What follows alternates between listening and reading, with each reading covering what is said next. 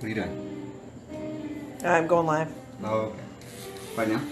Right now. Oh, that's probably a good thing. I'm just erasing our bank access numbers off of this. Oh my gosh. You're so funny. Hello, Amir. Amir? Amir? Hello? Oops. And there shall it be buried. No, I got it. Oh, thank you. Hi, Latifa. Hi.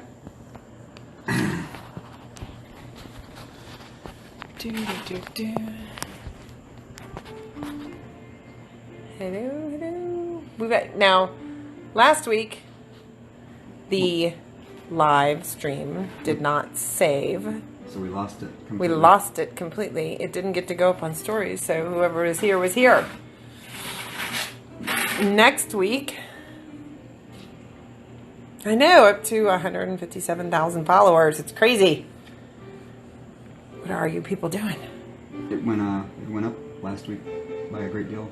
Well, since we did the show. Yeah, the Copper Show. Yeah, the Copper Show. So next week we will be at Dragon Con In Atlanta. in Atlanta. So maybe I'll do a live feed like there's the artist reception is Friday night. I'm going to do it on Friday night instead of Saturday night. Well, I'm not going to do it for very long. What am I going to do? Talk to these people? Well, just joking. Saturday night. If it's at this time Saturday night, there wouldn't be anything going on with the costume contest anyway. No, you have something to judge. Saturday? Maybe that's what it is. You have something to be at 8:30 on Saturday. I will not be there. So we won't be here. Yes, you will. Stop it.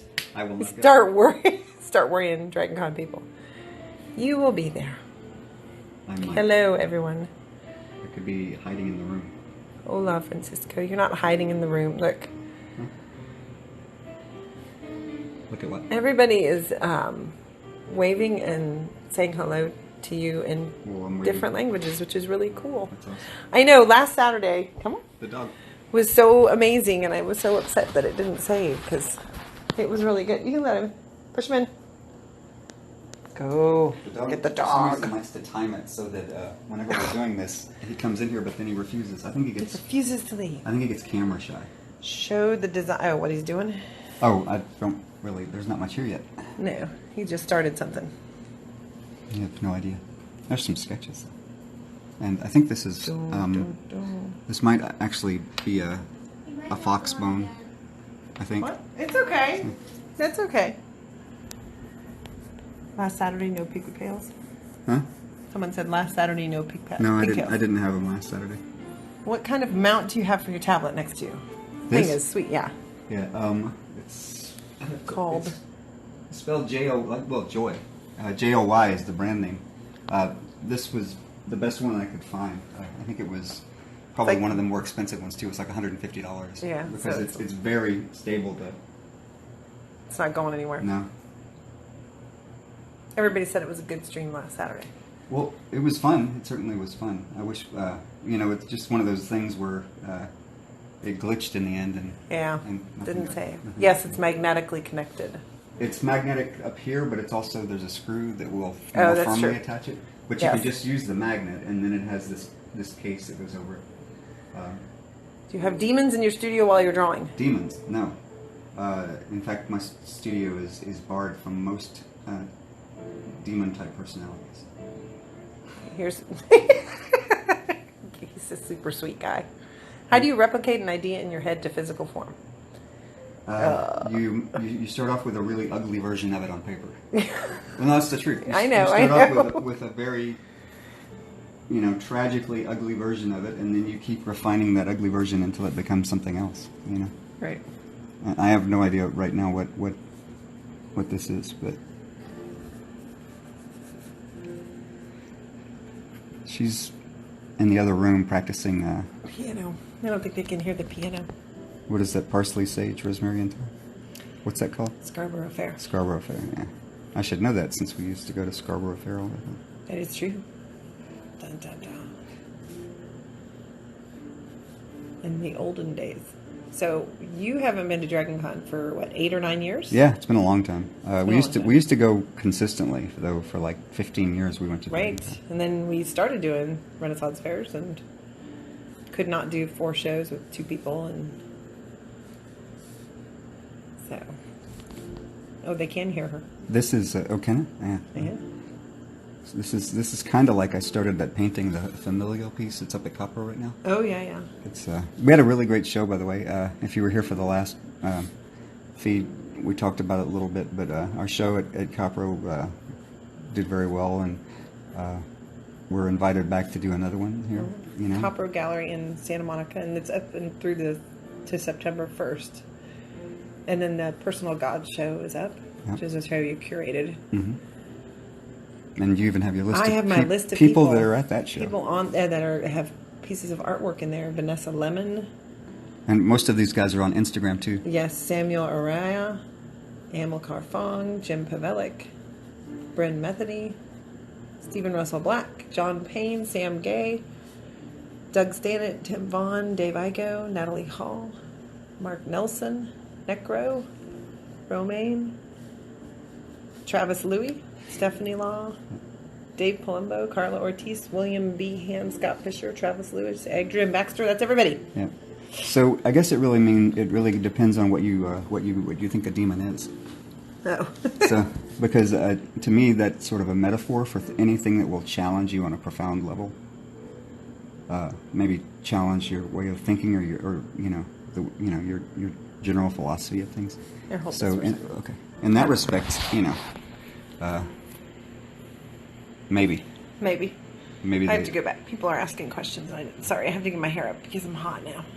Temperature is in here. Huh? I don't know. We have the door closed though, so it's not as pleasant. It's probably a pleasant temperature, and I'm just hot. Someone said, "Do you like to draw surrounded by darkness?" The way my studio is right now is how I draw most of the time. So I usually have kind of a more or less a spotlight on my table, and the rest of it is pretty dark and less distracting. The more I can look around and see things. I mean, I'm like I'm that archetypical person that is easily distracted, and I'll just sort of I'll be working and I'll see something over there and wander off and do that for an hour if I'm not careful. Yes. How do I get in contact with you for commission pieces? Right now, he doesn't do commission pieces. Well, for the time being, but if you want to contact us and talk about it, you can email Victoria. Yeah, victorialtw@gmail.com. Right. I'm currently right in the middle of some.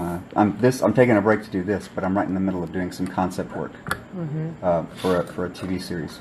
So. Someone asked, "Are you friends with Wayne Barlow?" I know Wayne Barlow. We're not enemies. No, but I know him. He's a great guy. He was one of the first people I ever got to work with at in a concept art assignment. I was working on Mountains of Madness and didn't know who I would be working with until I walked in the room. And you walk in and there's Wayne, and you go, well, what do you need me for if you got Wayne? Because Wayne's a great artist, you know that. But it was much fun to work with him. It was. What is your source of inspiration? Now, we've been talking about this for a long time.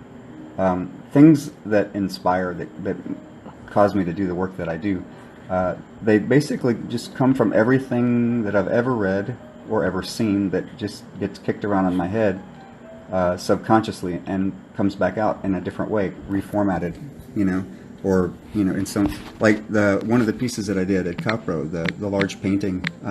When I started looking at it, I realized that it has a feeling in it that's very much like an older painting that I had, collected in an inspiration folder from like a few years back. It doesn't, physically look like anything in the painting. There's nothing in the painting other than some basic shapes that look like that. But I could tell that was what was kicking around in my head in the background. So stuff that comes out might come from a movie I vaguely remember from 30 years ago, or something I saw on the side of the road in passing. It's there's no one place that ideas come from in terms of what bounces around in your head and comes out. So that is true. It'll all come in. Oh, the sound was me texting.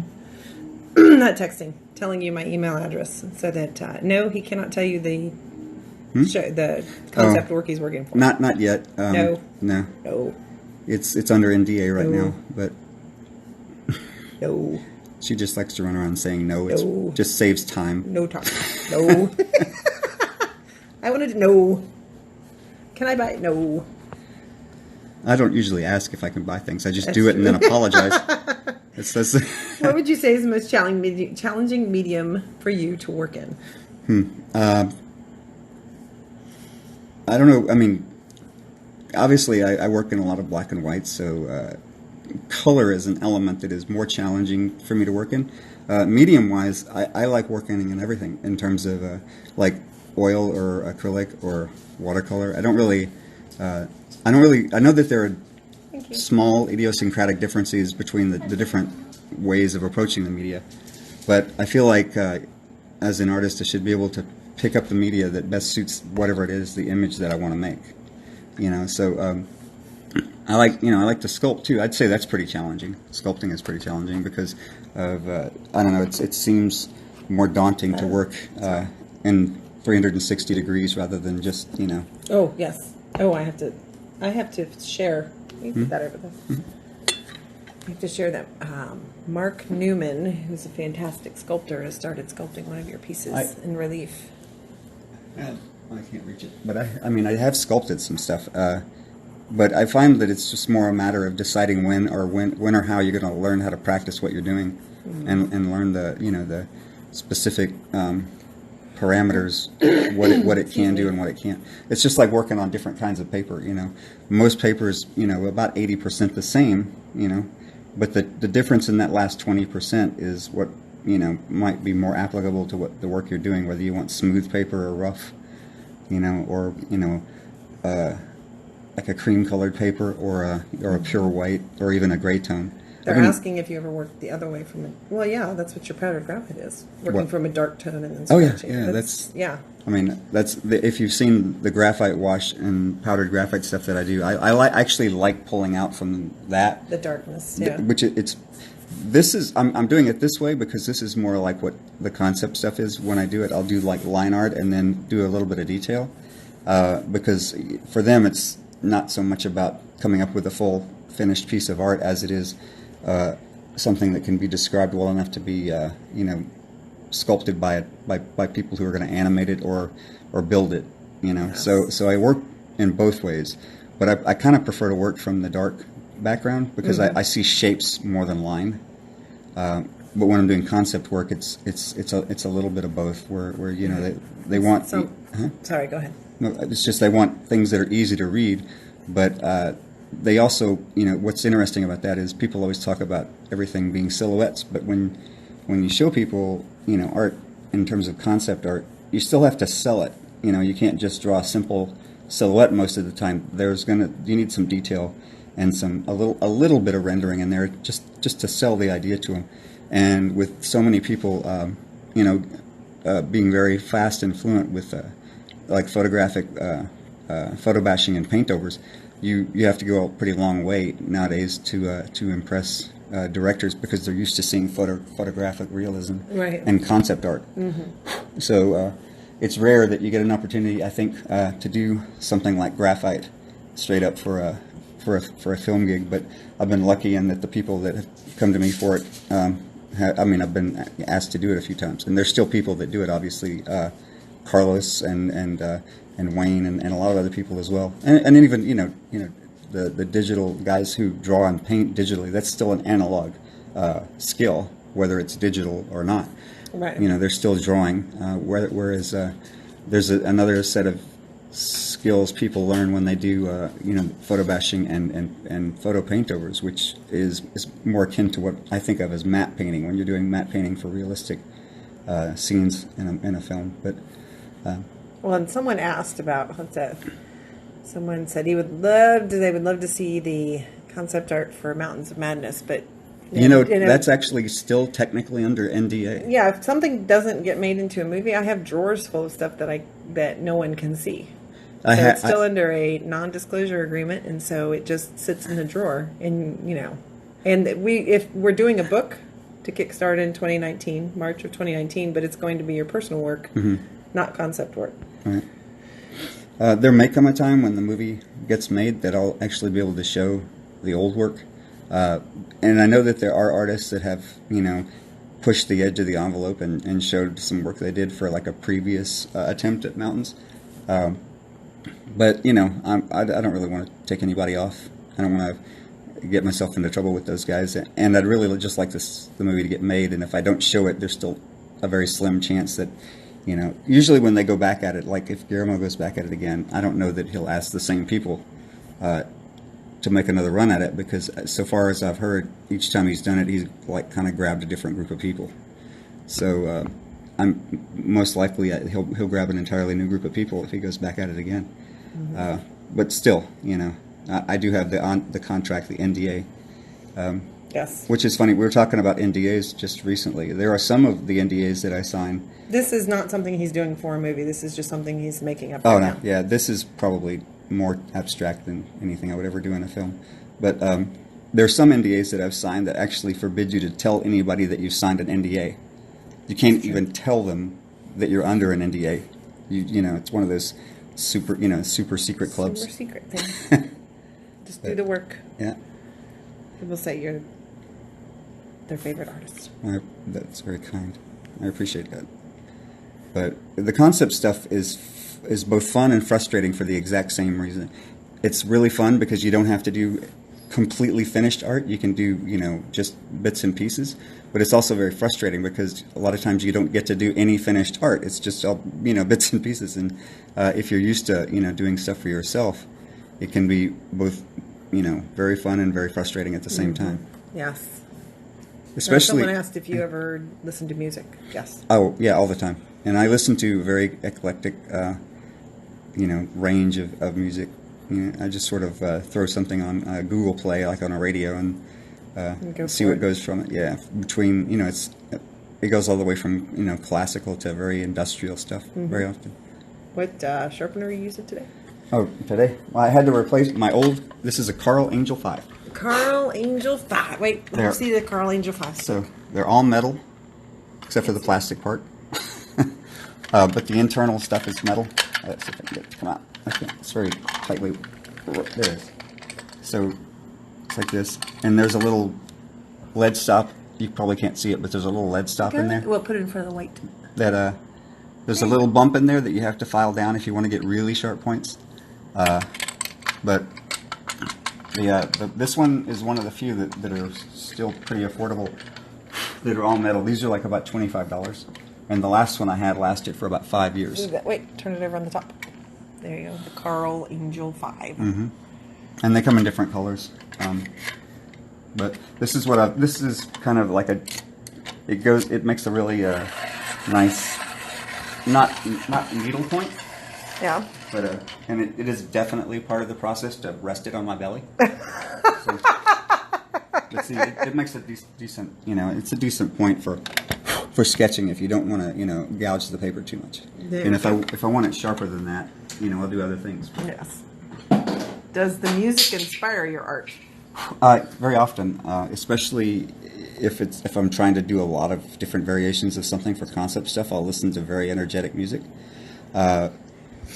Visually, I've also had images that pop up, like especially with some ethereal music or more of the, I guess you could say the like the dark classical stuff that's more moody, and that definitely inspires things as well. Here's a good one. You ready? Yeah. Do you recover easily from interruptions while working, or does it take a while to get back into the zone? Oh. Oh. It depends on the kind of interruption. If it's like if we're going to a show and I'm gone for a week, it'll take me a solid week to get back into a groove. If it's just like a middle of the day interruption, I can pick up and put things down pretty quickly. Like my kids will come in. My son comes in and tells me this new thing that he's thought of, 10 times a day. Yes. And my daughter will come in and want me to play or something, and we'll play for a little bit, and I can recover. I've kind of trained myself to recover from that pretty quickly. I say recover like it's a big effort. It's actually just as much fun to go off and play. I told them this before, that the problem is that it is very fun to go off and play, and I want to do that when I start doing that. You know what I mean? Yes. But like today when we went to buy my daughter wrote. She wrote a little 2-page report because I told her if she wrote a report on the care and feeding of a snake, she could have one. So she did it like the very next day. So now she has a little ball python, and so we went to get some mice, to feed it. And so we ended up spending like half of the day doing that, and then came back here and I sat down and started working again. No, you made dinner tonight. I did. I actually made dinner too. We had that Burgers. It's yummy. Yeah, we made Bob's Burgers.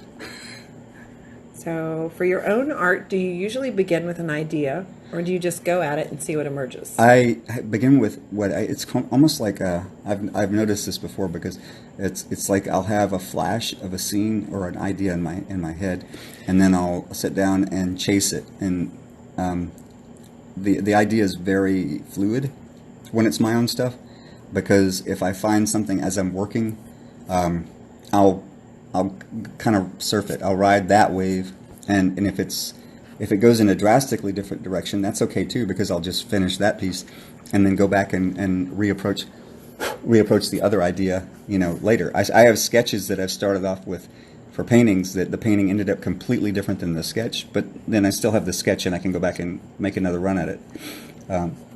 But I do, it's the thing that's most fun for me, I guess, is being able to change course in my own work in the middle, and not having to worry about, having to show an art director this particular change, and I can fly with it. And so I let myself do that. In fact, like most of the pieces that I did for the Copro show weren't the ones that I sketched out for the Copro show. No, you actually have all those still sketches. have almost all of those sketches that I haven't even done yet. But when Some I got of them were, when I got into it, though, one piece sort of led into the other, and it changed my direction. And so I prefer to listen to what, I guess you could say, what my work is telling me, rather than to try to demand something of it.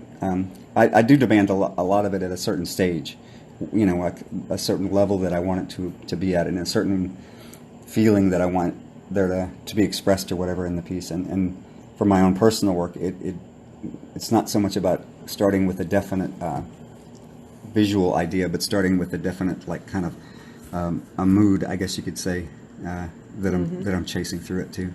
So this kind of goes with, I got a couple here, but what do you do when you can't get into the imagination at the beginning? Okay, so I had no idea what I wanted to do when I sat down. So I just sat down and did what is the equivalent of that thing that you do when you talk on the phone. You know how you'll sit and scribble and doodle next to your phone when you're, or at least people used to. I don't know if everybody does that anymore. Because you can't walk around anymore. Yeah, it used to be that the phones were attached with a cable. Yes, we were old. We are old, and they used to be attached to the wall, and you'd have a little piece of pad of paper there. Right, and so people would you'd sit there and scribble, and that's kind of how I'll play. If I don't have a distinct idea, then I'll sit down and start playing. And it's not that this has to turn into anything, but this might turn into an idea that'll come back later in something else. Or that little part. Yeah, that's the big thing that some people, like, they think everything that they start has to be finished and completed and become a piece to either sell or to mean something. And you have pieces and parts and little sketches and everything anywhere that sometimes you'll take a part of something and make it into something else. And my own work, I can't start with any intention to sell. Like, I can't sit down and go, well, these pieces have sold well, so I'm just going to continue in that theme. The only thing that works for me is if I'm interested in going in that direction, then I will, and if I'm not, then I won't. There are artists who actually do that. They'll sit down and they'll say, this is the theme that I've worked on, it's very successful, I'm going to stick with it.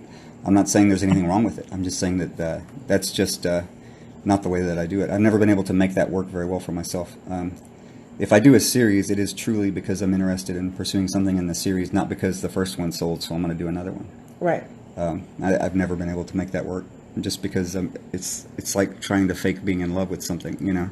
I have to actually, if I'm going to do something, I really need to feel the way I felt about the first one. Like, if it was compelling to me, I want that feeling back, that excitement of discovery. I don't want to. What do you say? I don't want to repeat myself just because Just because it's sold. Just because it's sold, I don't want to continue to repeat myself over and over again. It's true.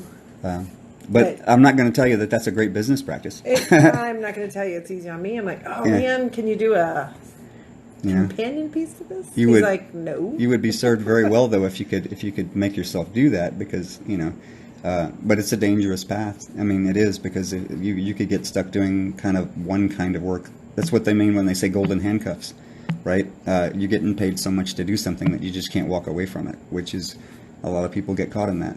Right. You know, I tell people, I say this a lot, that I was never cursed with early success. Yeah. Because as much as it is, fun to succeed right away, it changes your outlook on what success is, So the Muddy Colors post by Dave Palumbo. Yep. He's one of the guys. He has a piece in Personal Gods. If you go to Muddy Colors, yesterday. Yeah. That's what his post was about, is that just you have to keep doing more than what you should be doing for a particular piece. He was all about not working to the level of whatever they're paying you to work at. If you're doing contract work, you can't just do contract work that's like, say somebody was giving you $500 to do a piece, and you're capable of doing pieces that you've charged $10,000 for. Well, you can't just put a $500 effort into something that's going to be out there that people are going to see. You have to put your maximum effort in almost everything you do. Right. Because it is very, very true that it's like that chain. You're only as strong as your weakest link. And online, our directors used to tell you this. Don't. You're only as strong as the weakest piece in your portfolio. Yes. And you're going to have to see that stuff forever. I mean, there are pieces that I don't have to see because it's not online when I started. That's true. But nowadays, when you throw stuff up there, you got to see it forever. So Make sure it's something you want to see. Right. Make it something you want to see. Don't if it's counterintuitive, but if you work at maximum effort for the lower price, you'll more rapidly get to the point where people will pay you a higher price for what they're seeing. Because yes. And that's the point of his article, is that if you continuously work at your best ability, and don't think about that money part of it, eventually you will start attracting those people with that greater work that will help you live, help a little bit more with the money. Right. But, oh wait, I have to tell you something. What? These guys, not you. Oh. You know about it. So our website is up and functioning. I have been selling pieces from it. Although if you go now, you're going to probably get a deal on shipping, because I don't have the shipping set up right. Because the last two people have gotten a deal on shipping. It's at AlanWilliamsStudio.com. And our YouTube channel is Alan Williams Studio. And our Patreon, the poor neglected Patreon this month, I might suspend payment this month so people don't have to pay for it. They don't get charged, yeah. They don't get charged. Patreon is patreon.com/Alan Williams. But go check out the website. So, what kind of things did you draw when you were a beginner? I drew what everybody else draws, probably. I mean, when I was a kid, I drew dinosaurs and superheroes. I drew from comic books. When I first started professionally, I drew D&D type stuff, more high fantasy. You worked with White Wolf? I did books with White Wolf and with Dragon Magazine back when it was still a physical magazine. Dragon Magazine and what was the little one? Was it Car Wars one? Car Wars with Steve Jackson Games. Steve Jackson Games. That was the early 90s. And actually Magic the Gathering in the early 90s? Oh, I did a lot of magic stuff, starting with Ice Age. Yes. But, before it was even a game, I was contracted to do it. Yes. So, saying you're very creative. Oh, thank you. Hello, and how did you build your portfolio? Number of pieces, choices. Ugh. So, the thing is about portfolios. It's kind of weird. Is that most portfolios are for illustration. I wouldn't do the same kind of stuff that I do for myself for an illustration portfolio unless it was a very kind of a magazine or a book that I was trying to go for that catered to more abstract, I guess you could say darker stuff. Make sure that you're looking to put your stuff in the right place. Building your portfolio is always a matter of cycling in the best piece and cycling out the worst. Right. So you don't need usually more than 5 images in your portfolio. And you got to pick the 5 best, because there Right. are some pieces that suck that you have done. Right, and you have to be able to look at you it have to and be say able to that. discern in your own work that there are some pieces that are more successful and less successful. Right. Just because you like them doesn't Yeah. mean that those are the pieces that should be in your portfolio. We had a friend who had a portfolio that had, I don't know, like 50 pieces in it, and it was in one of those little photographic that were meant for family. It's this little photo, and she just couldn't throw anything away. And I was like, but it. The thing is that she had stuff in there that was of wildly different quality. So the thing that you should start off knowing is that, unless you're a prodigy in some way, your portfolio is going to start off kind of average or all over the place, and then it'll just get better. Right. Most people don't realize that I think probably one of the hardest things about being an artist, learning how to do this, is learning that it's okay to go through that whole suck period. Where, like, even in individual paintings, there's a part of it that just sucks. And it doesn't look like you want it to. So it is going to be frustrating. And then you just let yourself go through that. And then it's like, then it starts to refine itself, and little decisions start aggregating and making big impact. It just takes a while, though, to let yourself get to a point where you're confident enough to let your paintings and your drawings, to put them out there, even though, this is the best you can do right now, but it'll get better. Right. And you know what? Someone asked about some older work of yours and everything, but a lot of the older work was limited edition prints, and I don't have it up because it's not representative of what you do now. Right. No. So I don't have it on the website, because that's not, if you would look at your old stuff compared to the stuff you're doing now, you would think two different people did it. Two different people. I mean, it's just, But, so you have to be able to, sorry guys, I have a cold. but So, do you ever use airbrush?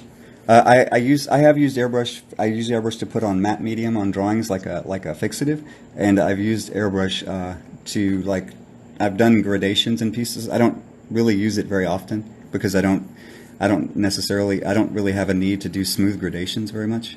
And I have it. I'd say that in the last year I maybe used my airbrush maybe 10 hours out of the entire year. Probably.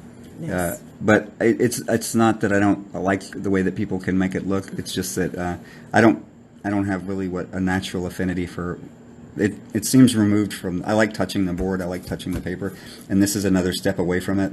For me, and I don't know. It's a little in my hands. It's a little out of control. In other people's hands, it's great. Yeah.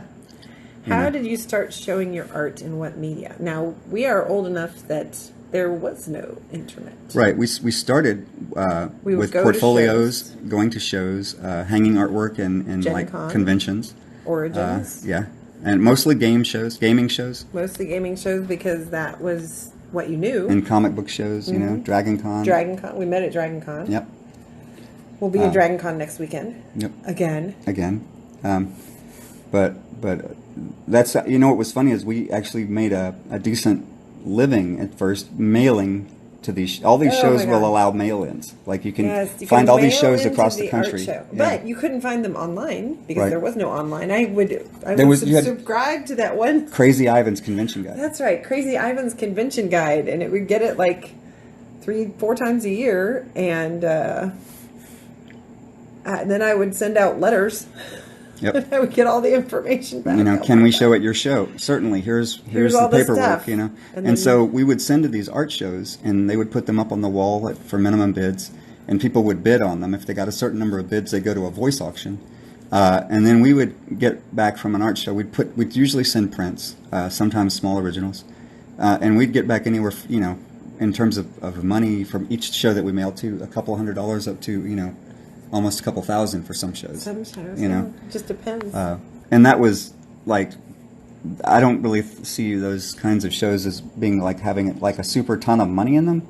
But if you do enough of them, you can still supplement. I did a shitload of them. Yeah. There was a lot of them. She had a show that we would. I mean, at least almost every weekend there was a show that we were mailing art to. Or some weekends there were like 7. So because it was like Memorial Day weekend, and right. It's send stuff to Baycon in California, along with somewhere in Kansas City, and all these other things. So yes, how do you finish your pencil pieces? Now here's the thing: is he does airbrush a matte finish on them, but that still is not going to protect a pencil piece. For a pencil piece on paper like this, I will always matte it and put it under glass because that's the best thing to do. All right. Hello, Mike Choi. Hey, Mike. Did you see a picture Huh? of his baby Oh, yeah? walking? Oh, is he walking now? Yes. You have a beautiful... Stumbling. Mike has a new person in his house that they made. Well, not so new. Well, he's still he's relatively new. He's Hey. still under warranty. I don't think so. So, but He's so a cute. beautiful baby. Do you have a big break that catapulted your career, or was it a more of a gradual? Oh, you know what? I had a thing that opened my eyes. I'll tell you that. The first time I worked with Del Toro, doing concept work, it was like I was opened up to an entirely different world of making a living in art that I didn't really even consider existing before Yeah, that. that was like 2010. Yeah, And yeah. so we had been working at it for 21 years before that. Right. So there's an age-old adage that says most overnight successes happen after about 20 years, 10 to 20 years of hard work. Yes. Yes. So it's kind of that. I don't really have one thing, though, that I can say financially changed my life. No. But that opened my eyes to a bigger world of what I could do. And through that, I think maybe I got some more confidence in pursuing my own work as well. Having kids changed a lot of what I do too, because it instilled a work discipline.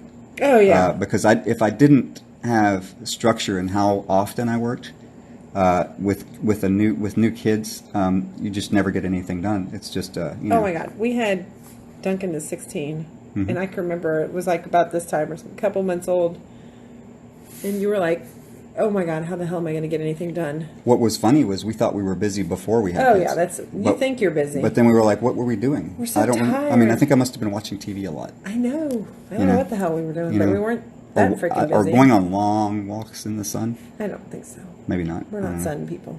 No, that's true. I mean, I'm like, I know you're. I'm not much different than the paper I draw. You're a little pinker, a little. little more peachy. I'm like mango, like pale mango. Nah, or it's not mango. No? You're lighter than mango. Mango. You're more like Duncan used to say radish. beige. Beige. Because you're very light beige. You're more like radish color. And you mean the inside of a radish. Yes, that's I meant the inside of a radish. I'm sorry. Oh. Okay, and we're not going to go all the way to 10 o'clock because I want to be able to save this damn thing so people can watch it on stories. Hopefully it will work. My phone is fully charged. I'm not plugged anywhere, so it should. So one thing I know that I do and I sometimes have to watch out for is I lean back in my chair when I'm working like this.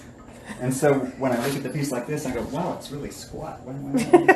Because you lean back I in lean your back and it stretches out. Right? Oh, that's because that's your Aeron chair that you. Oh, here is your cool thing here. Wait, oh, that's my light pad. That's your light pad. The Huon. That's the one. That's the one I've been using. Now I've got some guys that are going to send me a light pad to review, and when I do that, I'll do a review of it and put it up online. Sounds good. So, Sounds very good. so, but I use the light pad mostly for concept work because I'll do a sketch, I'll throw it on the light pad and throw a piece of paper over it, and then iterate on top of that. Yeah. Or refine it. Yep. So.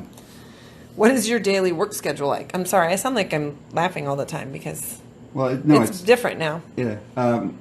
Okay, so I've been on a day schedule for like the last couple of weeks. Normally I'm on a total night schedule. But what I'll do is wake up and usually mill around the house for, half an hour to an hour.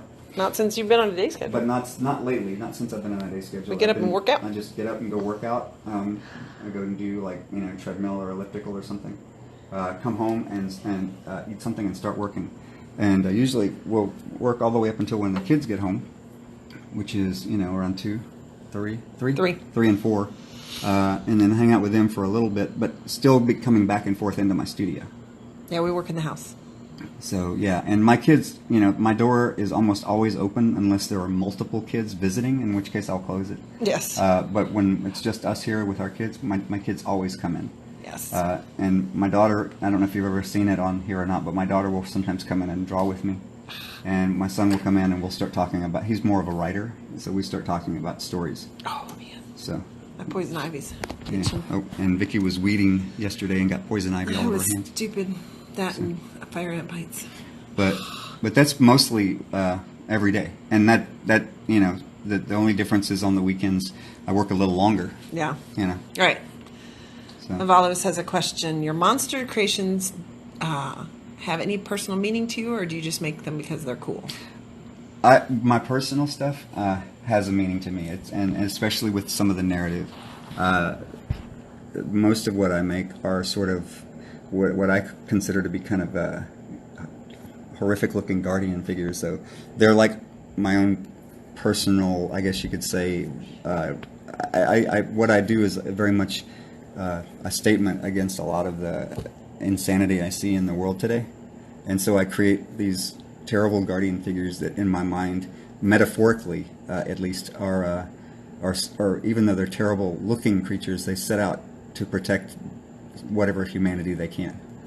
So one of the things that people mistake a lot is that these things, even though because they're so ugly, are by necessity evil, and that's a state I rebel against that statement, because that's because the beautiful relying on beauty to be good will get you into really deep trouble. Right. And being told, and believing that is just I'm not saying beauty can't be good, and that beautiful people and beautiful things aren't good sometimes. Well, it's just, but they're not necessarily good, and certainly grotesque things and people that might scare you, creatures that those things aren't necessarily evil or bad. I think there's a fundamental issue in believing that, because what it essentially is saying that because of the way something looks, I will determine its nature without the virtue of its action. Right, and it should be the action. The virtue of its action should determine what you think about its nature, not how beautiful it is or how ugly it is. And that's a really elaborate answer to that question. It would be nice if some movies did that.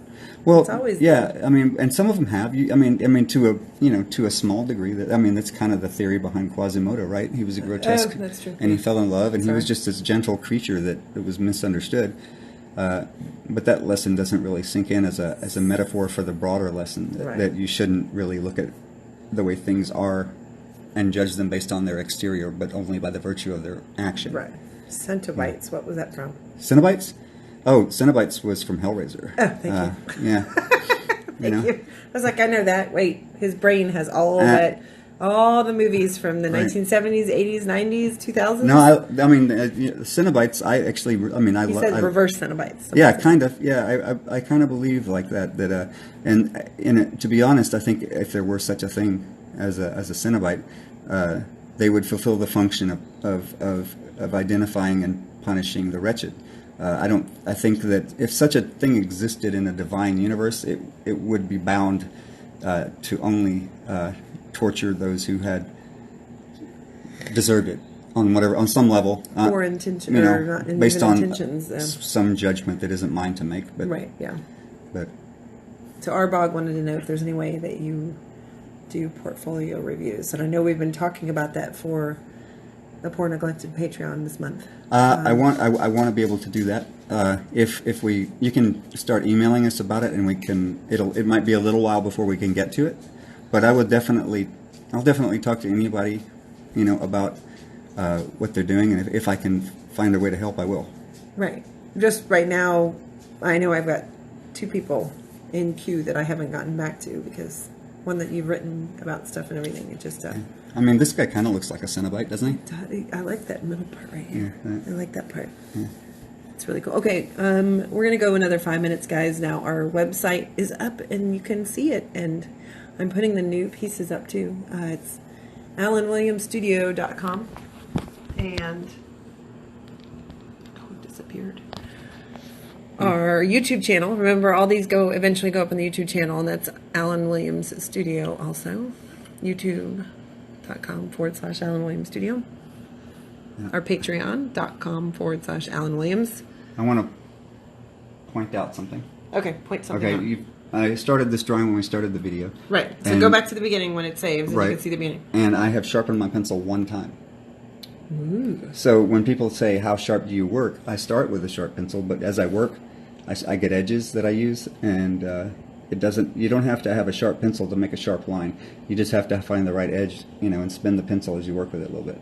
But a lot of this is done with the blunt side, and when you're working on this side, I mean, if you do this enough and you know, and you value, you'll actually start to sharpen and make a tapered kind of a chisel edge. So Cool. that's just an answer to a question we get a lot. You know, Yes. how often do you sharpen your pencils? Well, Yes. when I get to a point, like if I wanted to go back in here and start noodling with detail, that's when I'd start sharpening it. Noodling in detail that not many people can see, Right. I think but you like. it will, and it has an impact overall on the piece, but it's the kind of stuff that most people don't want to spend the time to sit around and do. They say thank you for the live session. Oh, you're very welcome. Master Therion said he learned and drew along tonight. Everybody should draw along tonight. You know what? I noticed somebody said that in another post, and I love thinking that you guys are sitting down and drawing with us for an hour. It's like we're in a giant studio just kind of hanging out. You know, I think that's the best use of this time. It is. And next week, Saturday night, he'll be, I think you're judging the art show for the art awards. Oh, at Dragon Con. So Yes, we'll be at Dragon Con. So I might throw up like a live session on each night, Friday, Saturday, maybe during the day. I don't know. Because it's crazy. And I would, if you do, like draw along with us, you know, post it, and I give you full permission to tag me in the post so I can come look at it. A lot of times you don't really want to just blindly tag people, I guess. But No, don't but blindly if you're in our stream and you draw something along with us, I'd love to see it. So Someone said hi, Dad. that's awesome. Yes, John Mahoney said hello. Oh, hey John. Always truly inspiring. That's very nice of you, John. Yep, as is your work, John. Oh, man. John does some great sculpture and some great two-dimensional stuff. You might know his work from Heavy Metal. They're like they're working on their setup for her first artist alley and listening. Good. Oh yeah, for where? For Dragon Con? I don't know. I have to say. That's cool. Yeah, yeah. Well, I'll be set up there too, in Dragon Con anyway. If that's where they're going to be. So. All right. Thank you guys. I'm going to save this. I'm going to end it. Hopefully save it, and hopefully it'll be back. Thanks for showing up. Yes, absolutely. Oh, she's going to FanX. Cool. Oh, that's cool. Very cool. All right, guys. We will see you some next week, and see you later. Yep. Have fun. Bye. Thanks for coming. Oh, no. Said, hi, Dad. My dad is actually on here. Oh, that's funny. That is very funny. I thought you were just like being nice, but Oh my God. that's cool too. Your dad's That on. is too funny. That's awesome. That's great. Well, hi, Dad. Hi, I'm Dad. saying hi to your dad now too. That's right. So. Hi, mind at large, Dad.